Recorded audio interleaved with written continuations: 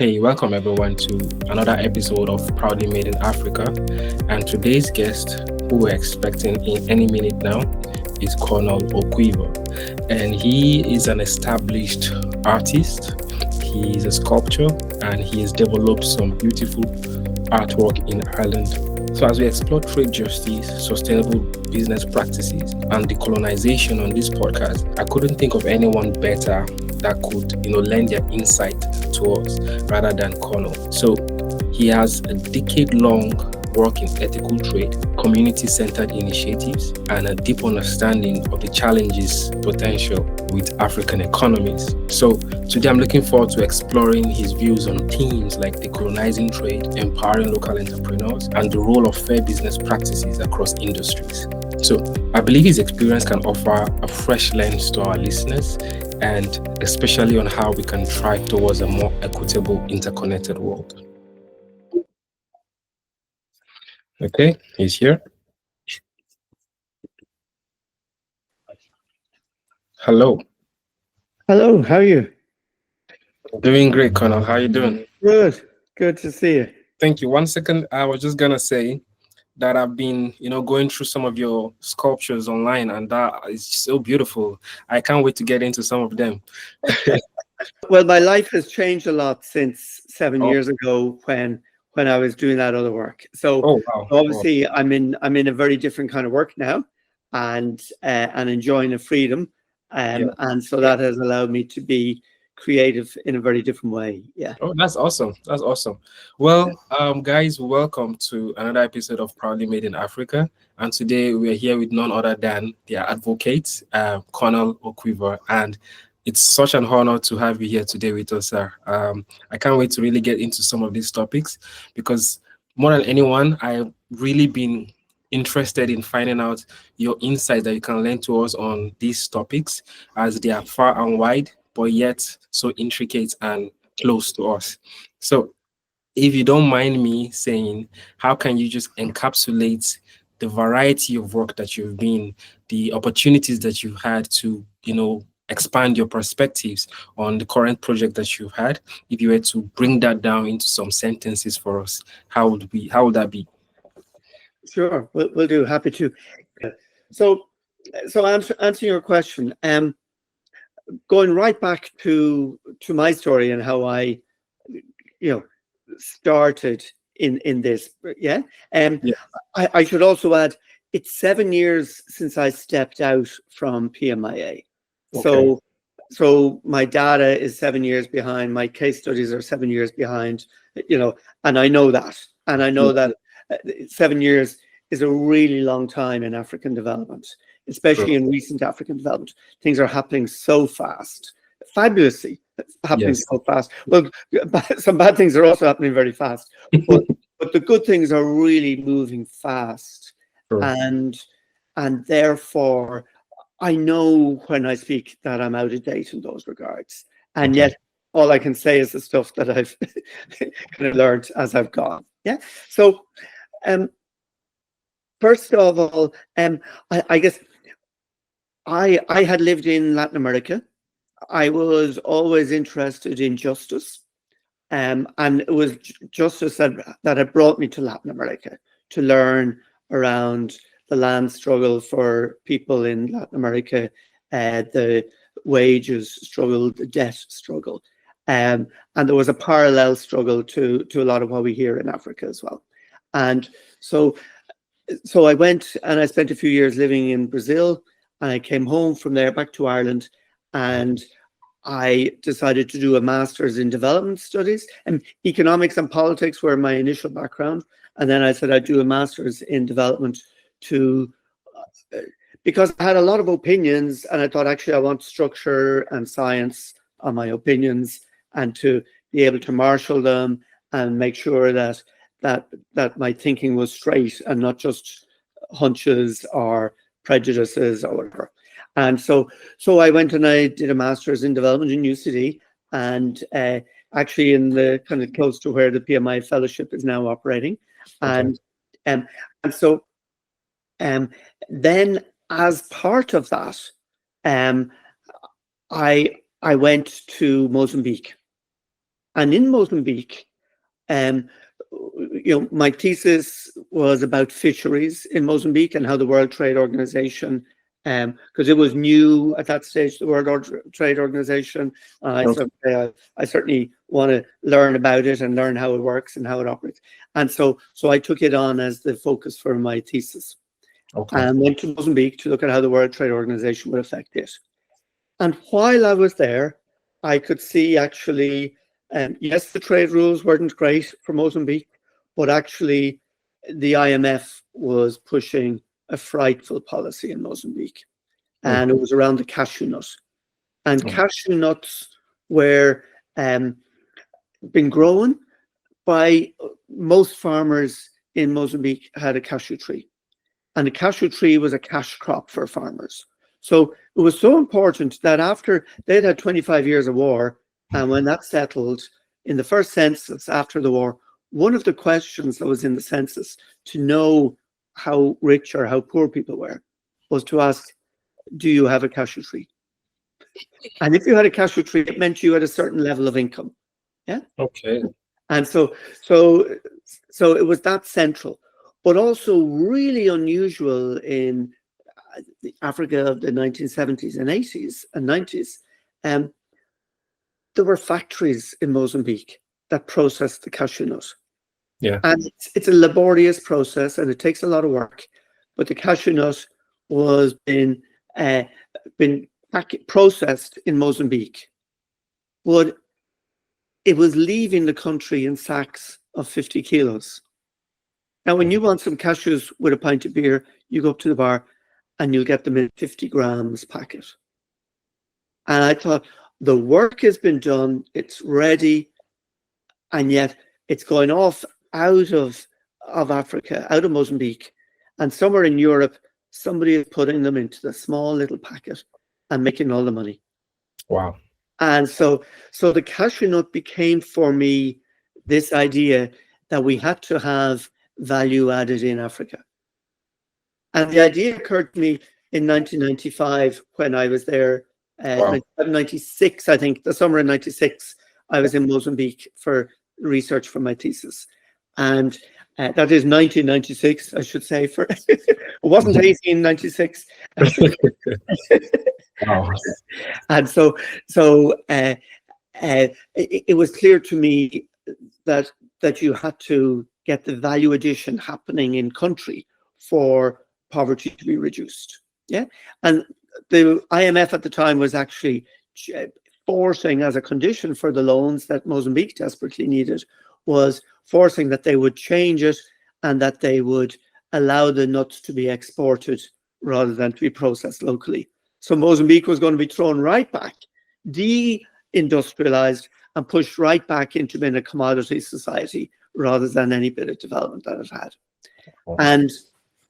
And I came home and I was involved in the lobbying around getting that rule and exposing what the IMF was doing in that case, and had some little bit of impact on that.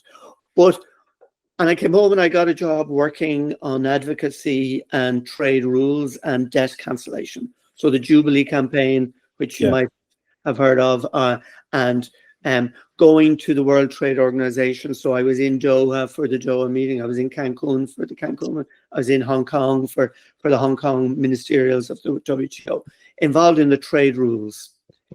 But all the time while I was doing that, the cashew nut remained in my head. Wow. About remember the cashew nut. And it never went away from me. As long as, Africa is sending, you might be decolonized, but as long as you're sending your raw materials off to Europe for Europe and America to get rich processing them, it's still colonial economics. Yes. And so that's what I thought you need to break, is the economic model. And of course, where that came for me as an Irish person, until I was a boy, Ireland was still sending, we're rich in cows. We have the grass, we have the rain for cows. And cows is what farmers have done for years and years in Ireland. But our cows, our market was in Britain mostly. Wow. And our traditional market. but our cows would be walked onto the boat. And so farmers would bring their cows to Dublin and they would go onto a boat, or dealers would buy the cows from the farmers in the rural areas and bring them to city, and they would go walk onto a boat, and at the other side in Britain, they would walk off the boat and be driven to a factory where they would be processed and turned into meat. Wow. And so we, the same way that African countries are exporting their raw materials, Yes. we were exporting our cattle. And in a British factory, they would get chopped and packaged and turned into the nice product that you see in the supermarkets, and people would pay a whole lot more for it. And there were factory jobs happening in England for it. There were businesses making wealth in England for it. The packaging jobs were happening in England, the transport jobs, etc. And when I was a boy, it had just happened before. So I'm 60, born in 1962, which makes me 62 now. And right at that time, when I was 10 and 11 and 12, I was hearing my uncles, who were farmers, talking about that for the first time, there were factories here that would process and send the beef to England instead of sending the cow to England. And there was a couple of factories, but one in particular that later got into huge, big scandals. Yeah. But the guy who did it was the first to crack getting the health and safety standards right, the veterinary standards right, the timing right, the price right, the logistics cool, the packaging well presented and fulfilling all the securities and the safety certifications that they needed. Wow. And doing it at scale. And he was the first one to do that and to crack and to get contracts for regular sale of Irish beef into English markets. And so jobs started to happen here, factory jobs and processing and transport jobs and logistics and the refrigeration and veterinary services and all those other things started to happen around it. And farmers also did better, because farmers could then say, will I sell my beef to the factory or will I sell my beef to the boat? And because they had a choice of the two, they could negotiate price. Okay. And so farm incomes went up with that. Okay. There were city factory jobs, but there were also farm level income rose as well. And so it became, when I was at school, that's what the teachers spoke about. It's what my uncles spoke about, who were farmers, was how this transformation was happening. So when I arrived in Mozambique and I saw the cashew nut, I immediately thought of the Irish cow. And the two were completely connected for me in terms of how one was creating a transformation for us, and the other was obviously the transformation that African countries needed to achieve in their economy. Yeah. Obviously, there were other changes, they can work those out themselves, but this economic change seemed to me that we still have the economics of colonialism, and there's an obligation on us to break out from that. Yeah. When you speak about the similarities within the farmers in Ireland, which is very clear to me, and you're very spot on with that, I'm curious, at that period when the exportation was heavily dependent on English markets, the Irish citizens were still in need of meat. So why wasn't it the case that, or what happened that it wasn't a priority, selling to the citizens of Ireland rather than depending on the English markets when there was a factory here in Ireland? It's the exact same as in any developing country, as in any African country. Yeah. There's good product being produced and exported, but the local people, they can consume some of it, but they don't have the income to be consuming more of it. So my granny would have liked to be putting more beef on the dinner table, but she didn't have the money for it. She put some beef on the table, but not enough for us to be consuming. But also, we kind of specialize in cows. We've more cows than people. Yeah. at some stage, I think we've about doubled the number. I can check the stats, but we're about two cows, or I don't know. I'll Google it. But we've got a significant number more cows than people, and so therefore we do have. We've specialized in it. We don't make any cars. We don't make any aeroplanes. We don't make any clothes. That I grew up with this example that I was hearing from my uncles, hearing from my teachers at school, that Ireland used to lose the value, but that we had just started to have factories that would process it. And that did better. There were factory jobs, there were veterinary jobs, there were packaging and transport and logistics, certification and all those other services around it.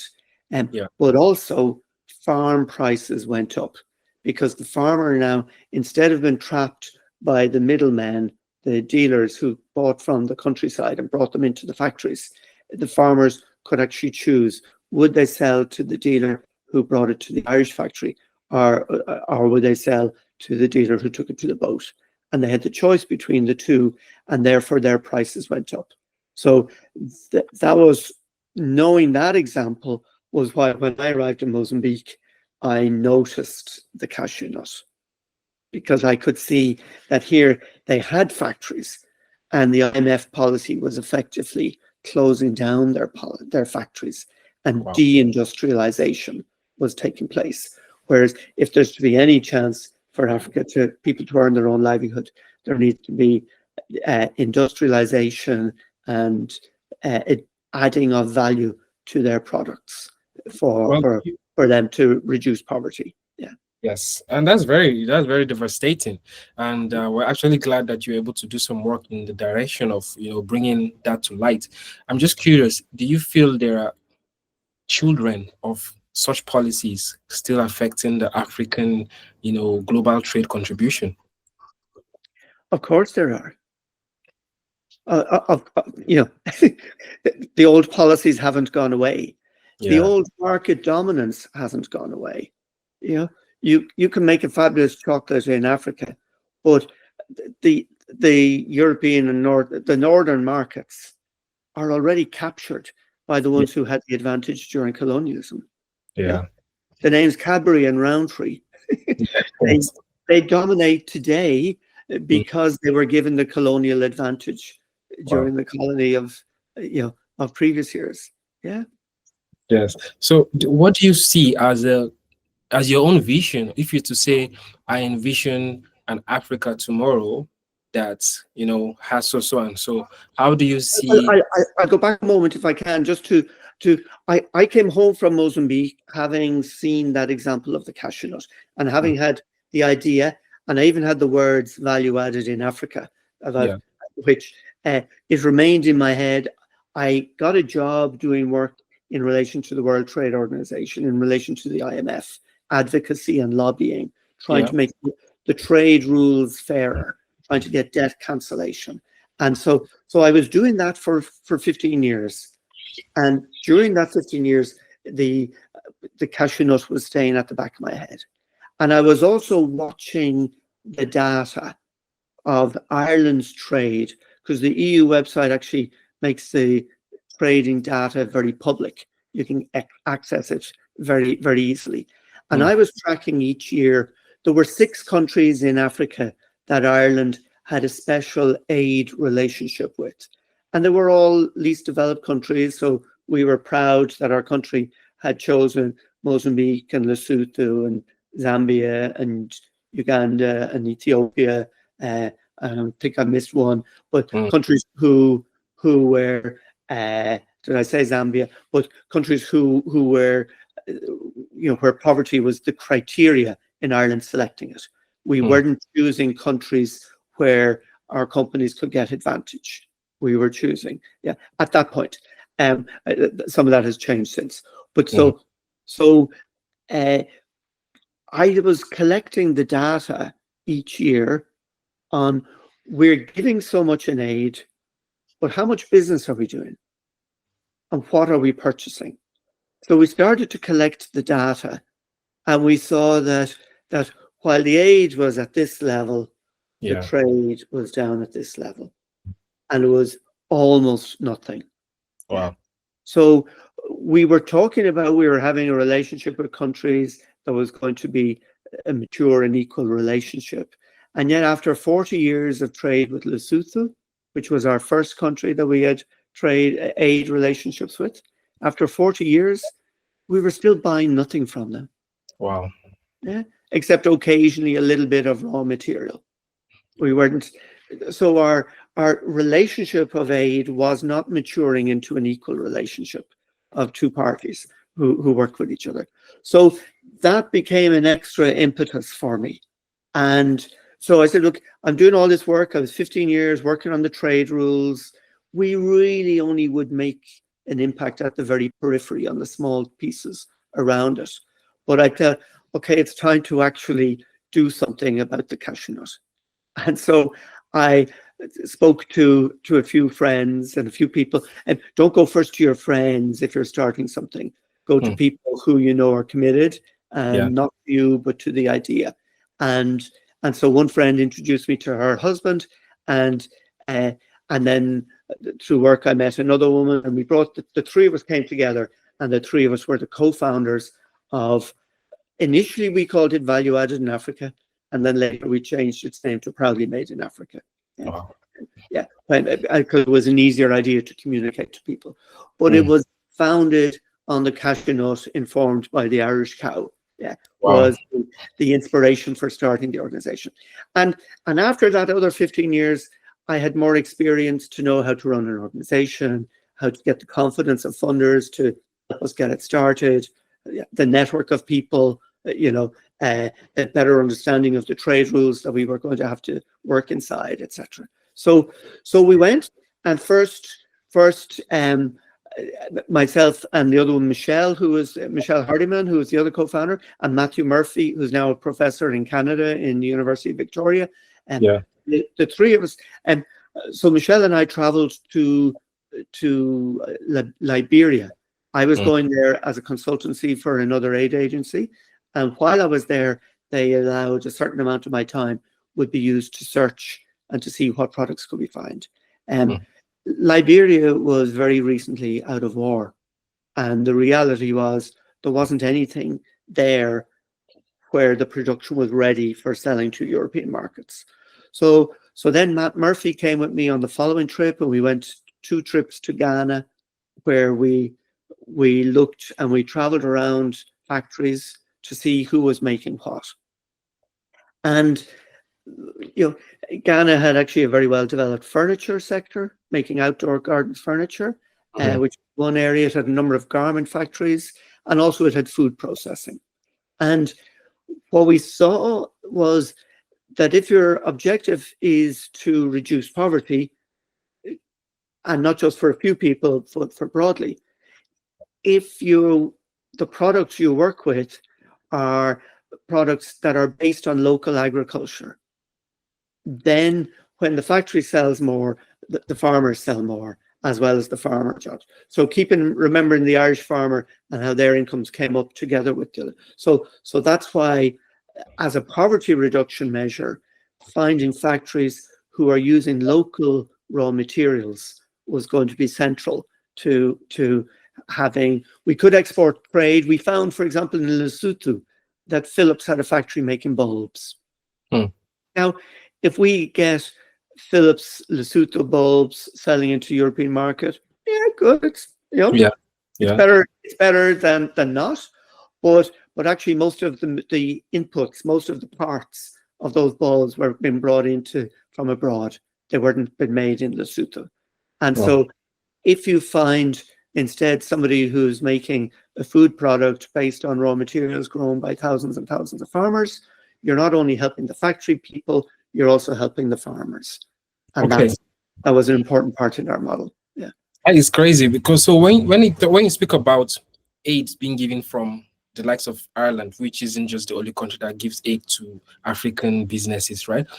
I'm just trying to understand, are there no supervision or strategies in terms of what these aids should be used for, maybe helping expand the production sites and things like that? Or are those aids just to help them survive, just like it's handouts kind of things? What do you think was missing in the production or the supply of these aids? Yeah. In most of the countries where Ireland was giving aid, and I should preface this by Ireland's aid program was far more developmental than many other countries. Some countries gave aid, a lot of aid, so as to keep one of their cronies in power in their country. It did not have a developmental function. Others gave aid so that, for example, I know one country that builds ships, so it would help the fisheries sector in Mozambique. Denmark would help the fisheries sector in Mozambique, but they had to buy Danish fishing vessels, and they had to buy Danish fishing nets, and they had to, so because Denmark has a factory, a supply chain developed for the fisheries industry. So actually, by giving the money to Mozambique, it was useful to Mozambique, but actually it was really useful to Denmark as well. Yes. And Ireland didn't do that. That was tied aid. Italy would give tractors, but you had to buy an Italian tractor. So Ireland was not tied. You could use the money in your way. But the sectors that we chose were developmental sectors of education and health, which were needed. So that's not just handouts. So there was a rationale to that, not looking at how the whole economy operates. Yes. So it was narrowly on the idea, well, if you educate people and keep them healthy, business will follow, but actually not by itself it won't. You also need to actually look at the productive processes in those countries and the value chains and what's happening in those value chains. And they were still happening in a colonial manner, that countries were producing cocoa that would still go to Europe.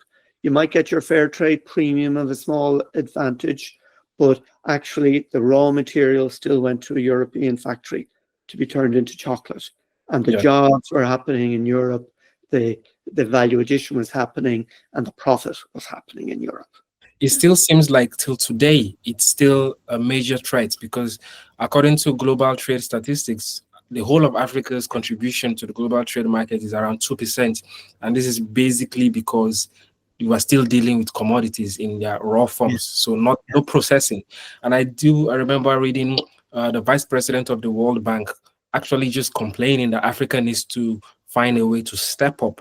But when we think about the colonial, like deep roots within the economies, how do you see Africa really, infusing himself or taking back control, just the way Ireland has done something similar in terms of the value chains? It is happening. Like in each country, I've been to, I don't know, maybe about a dozen different African countries. And in each country, there are people who they're in the margin, they're still small mostly, but who are taking the local produce and who are creating a high value product. So, for example, in Mozambique, in Madagascar, the chocolate that MIA, Made in Africa, MIA chocolate, it's a really high quality product. Start to finish. Even the packaging is printed in Madagascar, and it's coming to European and international markets as a really high value product. That's transformational, not only for that factory and the farmers connected to it, but also that factory becomes a signal for other entrepreneurs in that country. So, and it was the case in Ireland that when the beef factory was able to work, then other people said, well, if that guy can sell beef to British supermarkets, I can sell jam. And somebody else was, I can sell garments, and somebody else was, I can make bicycles. And so an economy begins to, so you need to see those champions who have cracked it and let others see their success so that they will multiply and do from that and disseminate the learning from that, which is part of what your podcast series does, is spread that knowledge to others so that they will follow. And one, like, it was really challenging. I don't want to say this was easy, but one of the things we used to, we had a number of products from Kenya coming into the European market, and we used to bring together in Nairobi a number of the local business people who had factories, middle and small, Yeah. some of them very small, but some of them actually were quite significant and processing for Kenya and selling into Tanzania, Uganda, Rwanda, some of the neighboring countries. And so tea bags, jams, kind of local produce that was sold into sweets, crisps, various products sold into neighboring countries. And we used to bring them together and have a sharing workshops between them, and get a few of them would take the stage and talk about their businesses and how they are achieving. And one was a woman who was a small, strong woman, and she was talking about it. And we had helped her to sell some product into both Ireland and Britain. But she also, before us, she was already selling from a community group in Meru. They were already, which is a region in central Kenya. They were selling into Italy and into Japan before we came to them. We helped out on the England and Ireland. And she gave, in this talk in Strathmore University in Nairobi, she gave a presentation about their products and about their health and safety certification, and the how they go to market. Okay. And she took photographs with her product on the market shelves in the supermarkets in those countries. And she said, "Oh yeah, and now we sell each year 13 containers of product we sell into those markets." And from the back of the room, one of the big businessmen who was running a big factory, maybe with 200 employees, but who was also selling within Africa. Yeah. He corrected her from the back of the room. He said, "You mean 13 pallets?" Wow. And she said, "No, 13 containers." And this little, so she became taller. and after the meeting, the other business people there gathered around her, asking her questions. How did you get your safety certification, your food safety certs? How did you solve this problem? How did you solve that? What about currency? And how long do they wait before they pay you? And they all had these really practical business questions to ask her. And the man had tried to put her down and say, "No, it's only," and she had actually, yes, it's 13 containers. Yes. This man with 300 employees, he wasn't selling any containers outside of East Africa. Yeah. so but still, they that have was my best day. No, that's amazing. But I still feel like one of the reasons why we don't see a lot of exportation from Africa is because of the challenges within the logistics chain, right?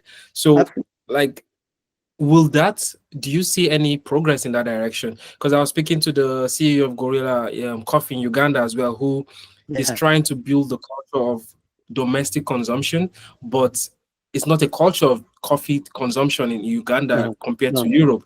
And the European warehouse or supply chain managers are using that as an advantage, to lower the prices because they have control of his demand, basically. So I'm always curious, do you feel the responsibility lies solely on the businesses, such as that woman who had to go above and beyond to crack the code, and now maybe she will help empower her potential competitors? Or is it something that lies on the hand of the government to really help?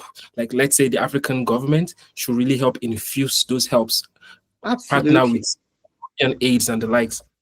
Absolutely. And there are, like, first of all, there's a number of, all the stakeholders have responsibilities and all the stakeholders have opportunities, so it's both opportunity and responsibility. And it is, the local factories have to do something. They have to get up and develop their product and improve their product to the standards. They have to they have to pay their employees well and properly and honorably. They have to pay their taxes so that the government can build the roads, so that the government can have ports that work, and that isn't somebody trying to see what can I get into my pocket, because if they don't have a proper wage, they're likely to. But so they need to have good observation of what's happening, so the corruption doesn't happen.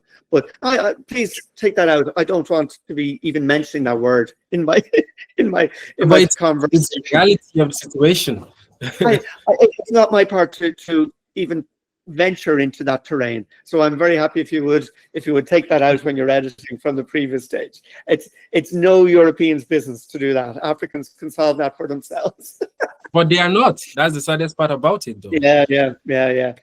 But I don't want to be taking on that voice. That's not my part. There are much more important things that I might say that would be a bit different from what some other white faces might say. Okay, so off the camera, quickly, what would you advise someone such as an African like me to really talk about in that direction? Because this is still a very heavy problem that we are running out of options to solve.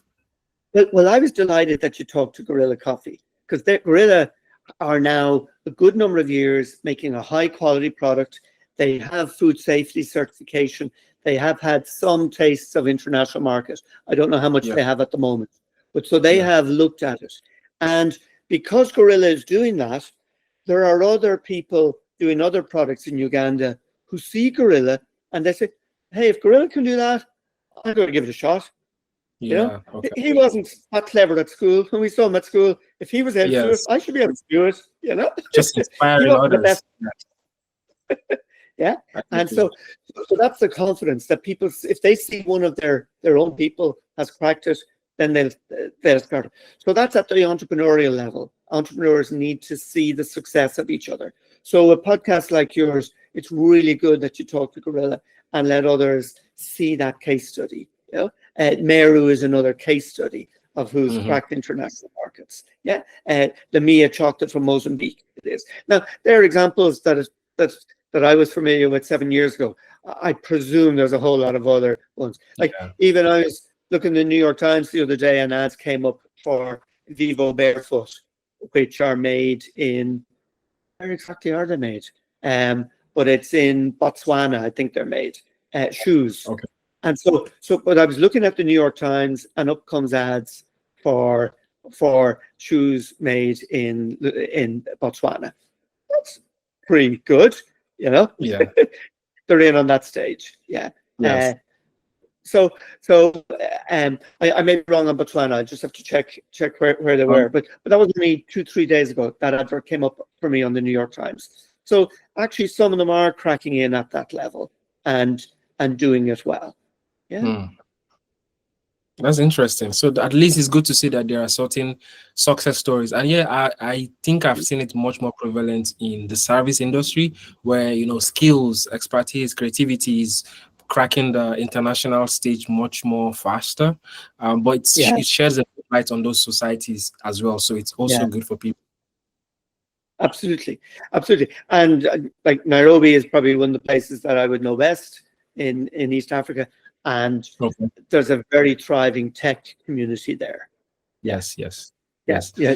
And indeed, Proudly Made in Africa worked together with a Nairobi company to develop an app that would help producers calculate the value chain from their product through to the market, and to see the value that each person gets and how much might their product be competitive on the international market.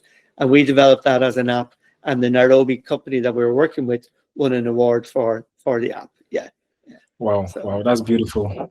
Actually, when I spent some time in Nairobi, that was the first time I also encountered what's it called, M-Pesa. So the M-Pesa application, it's amazing, and those are like just quick examples, like you mentioned. And M-Pesa, the mobile money, was active and was a very large proportion of the Kenyan economy long before we had mobile money in Europe. Like certainly 6-8 years before we had it in Europe, it was already functioning right across the economy. And it became a real transformation element in those Mm. economies, where because like even one day I was in a queue at a shop to get mobile credit, and the guy beside me, he had sold something, I don't know what, he had earned some money, and he was putting it onto his phone, and he said, I got to get on the phone, otherwise I'll just drink it. So the phone was becoming his way of saving. It was his bank account, So it wasn't only, but also in a few places I saw that in small towns, women who were selling product who used to have to come and pay a bus and come on a lorry once a week or once a month down to the big city to sell their Yeah. product and hang around. At the end of the day, the product is going for a lower price. So they still have their product at the end of the day. So they sell it at a lower price to get rid of it. And then they pay their lorry to go back up home to their hometown again. They spent a full day, they've paid bus fare, and they sold at a cheaper price.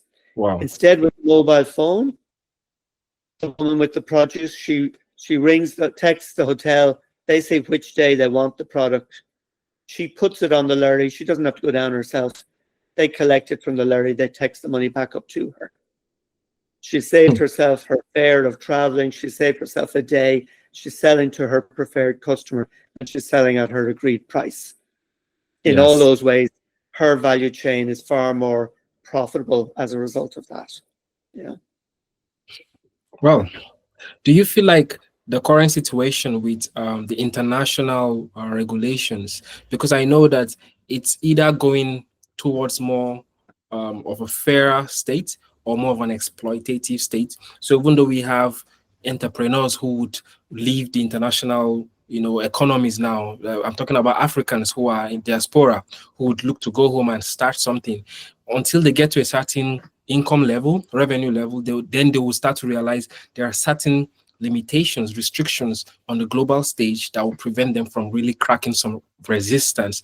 So do you feel like what would be the few things that you think need to change? Not necessarily, from the individualistic point of view, but from that global trade point of view, what do you think needs to change to really make Africa, switch the narrative?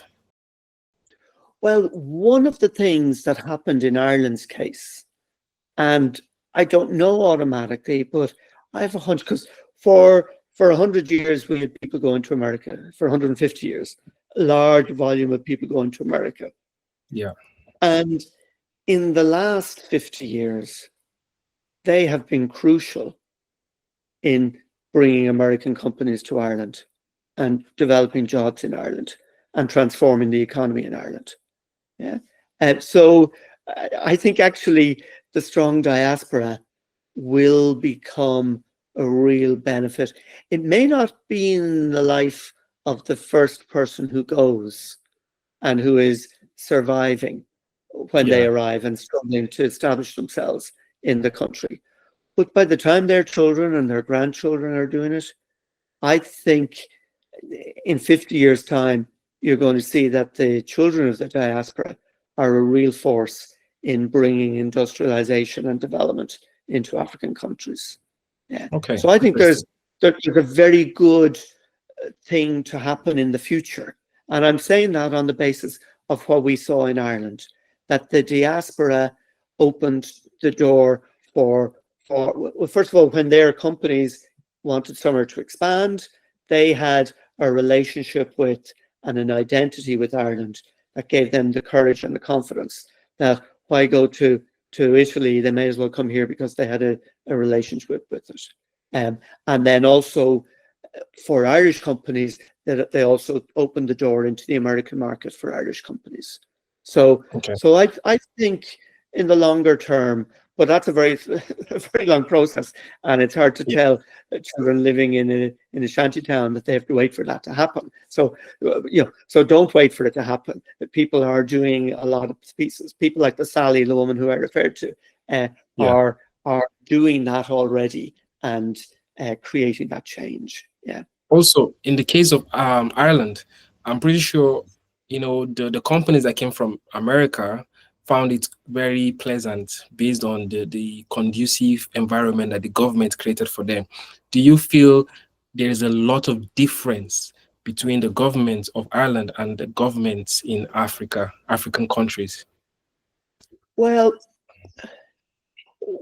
the country I grew up in is very different from the country that is now. Hmm. Yeah. Like I am 60, but I'm only 60. But we used to vote tribally. And in some ways we still vote tribally. We would never use the phrase because we think it's only Africa that acts tribally. But yes, those politicians in the 70s and 80s and before that in the 60s and the 50s had a tribal affiliation, a following that was based on what happened in our struggle for independence 100 years ago. And that pattern determined, and people voted, and it didn't matter what policies. And we had some frightfully corrupt leaders who feathered their own nest. One told us, we must all tighten our belts. And meanwhile, he was getting kickbacks from banks. Wow. While he did a speech to the public saying that they were cutting the health services. And he said, we must all tighten our belts. And yet later on, we found out that he was getting regular payments from banks and that a number of providers were cancelling his bills. Wow. So we've had that here. We've had the vast majority of people vote on a tribal allegiance, not on the rationale of the policies. Okay. So that's. But what changed? Yeah. How did it evolve? I can remember as when the first motorways. We didn't have motorways here when I was a kid. Yeah. The motorways only came in the 1990s and the early 2000s.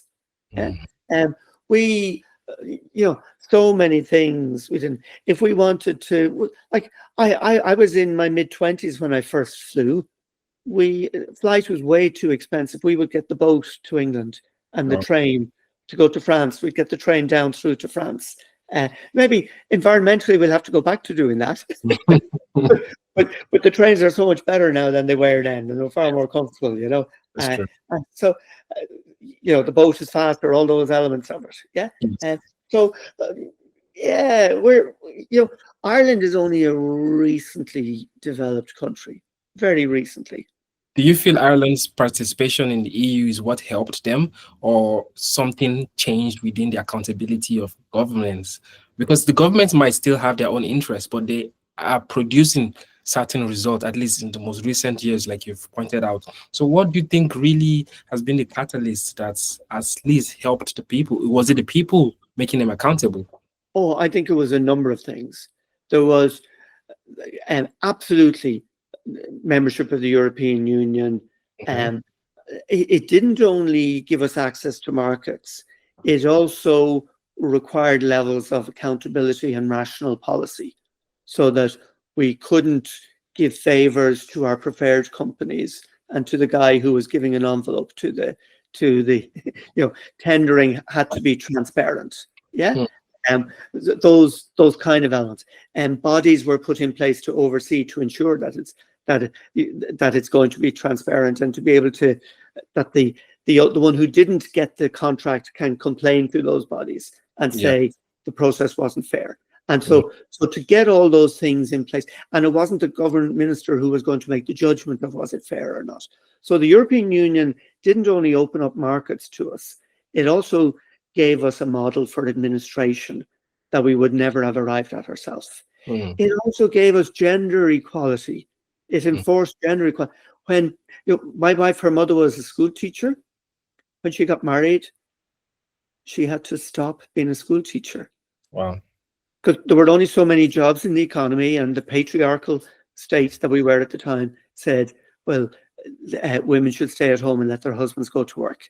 So her mother had to stop being a school teacher, and it was only when we joined the European Union in 1973 that rule was changed, and she was able to go back to being a school teacher. So gender change and women's role and in society, their participation at each level in society, but including in the economy.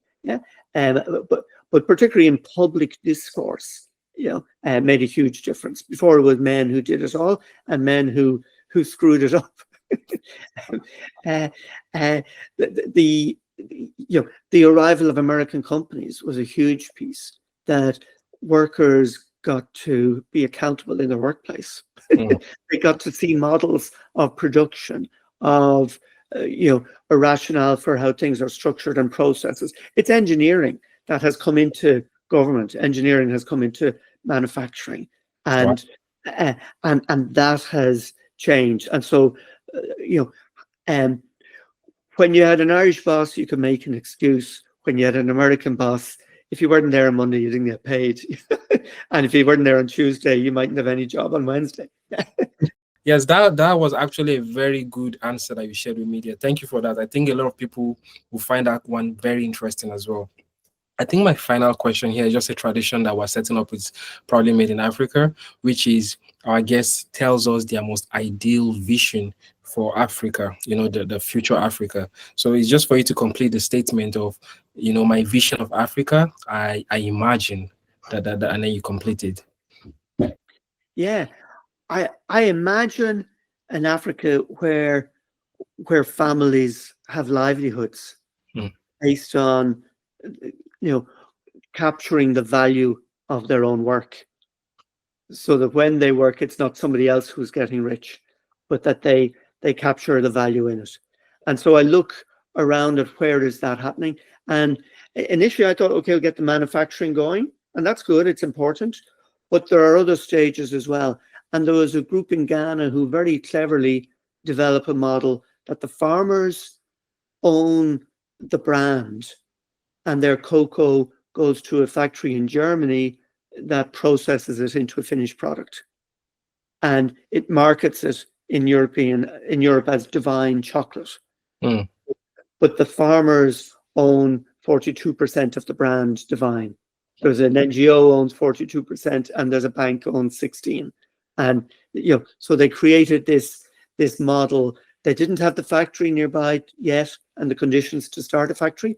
So instead, they capture the marketing value. The manufacturing value still happens in Germany, but the marketing value they're capturing and profit is coming back to them. Yeah.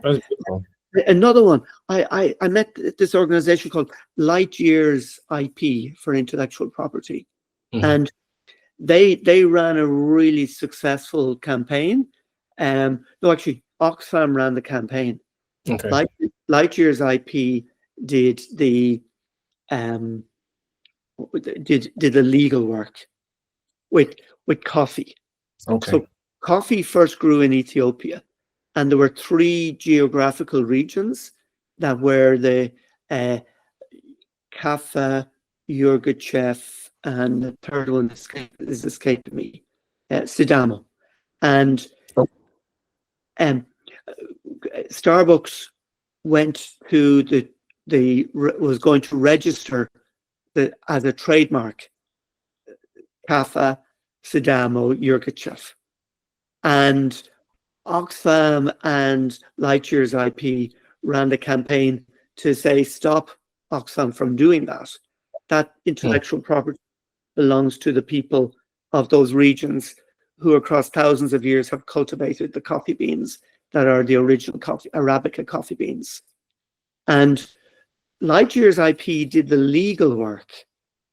They didn't do a campaign. They didn't go out and educate farmers. They did the legal work that registered the intellectual property of those 3 names in the ownership of the farmers of those regions. And as a result, and I met the leader of Light Years IP, and he is my source, that he told me that the farm gate price of those coffees in those regions went up because and by a very significant amount, because those farmers, their Kaffa, Yirgacheffe, Sidamo, now had the same intellectual property coverage that Champagne has, that Marmaham has.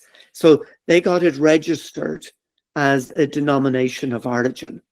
So you can't, if you produce a wine and you try to sell it as Champagne, the law will come after you. But now also, if you try to sell a coffee and call it Kafa or Yurgachev or Sidamo, the law will come after you. Yeah. Hmm. And they did that, and farm incomes went up.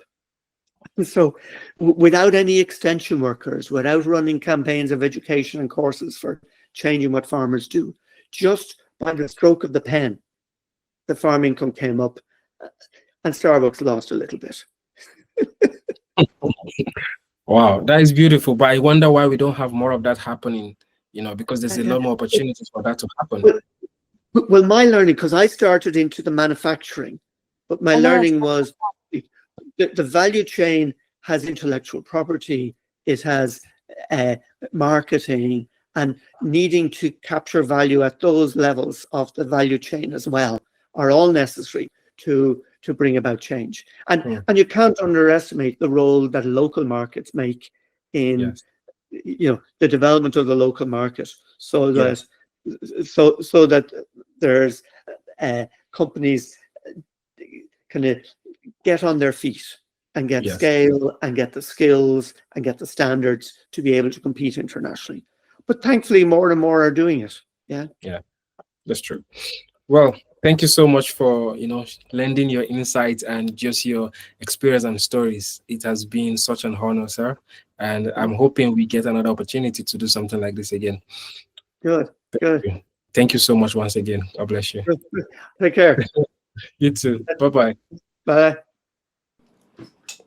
Guys, that was one episode with Conall O'Caoimh, and he is the founder of Proudly Made in Africa. That was such an exciting episode. But one thing that really stood out for me was the passion he had in really reminding himself, regardless of how far he had gone into other ventures, of how much he needed to come back to that cashew initiative that he had seen the pain point and he knew intrinsically that there was something that he could do about it.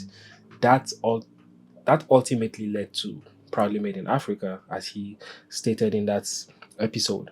So for me, what I really take from that also is the fact that it takes a village, first of all, because the individual contributions automatically inspires the good and the hard work in others. Like he said, there's always going to be corruption.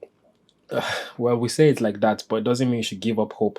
It just means fight the battles that you know you can handle, which means if you have it in you to take on the challenge of starting something, inspiring, or helping someone around you to really break through certain resistance, then by all means, because the change that you inspire today and spark would also have a ripple effect that automatically would start to diminish the power given to certain government or corruption levels around us. Thirdly, I understand that the government structure and administration structure within Ireland, for example, it had a similar, you know, nature to what's happening in Africa. But one of the most important crystal is the membership of Ireland within EU. Now, I do know that we have some large government bodies in Africa, like ECOWAS and so on. But the problem is how efficient are they? How much integrity is there in these situations? We need to start to understand that we as a people need that visibility. We need to see the proof of accountability in these situations and these organizations. For example, he spoke about aid. Now, aid is given to a country or an industry for 40 years. 40 years. And the aid metrics is this high, but the trade metrics is this low. Now, this is what you don't understand. An organization or a country can give aids in the billions, but they don't mention that the trade. So the country you're giving aids to is giving their real values back at maybe a fraction, right? But the value that is gained from that resources that is sent is double or triple the aid being provided. So automatically they are gaining. And they're also gaining from the fact where they look like the good people providing such aids. You understand? So you're giving aids and you have this angelic view from people that, oh, you're helping, so and so economies and so on. But if this aid isn't going into any actual growth metric or strategy, is it really aids? Well, some might argue yes, no, depending. I'm only asking the questions for both sides of the table. That, as I said, was one really insightful episode. You guys should stay tuned for more. Thank you so much for tuning in. Looking forward to pulling out more episodes for you guys. Thank you. Take care and have a lovely day.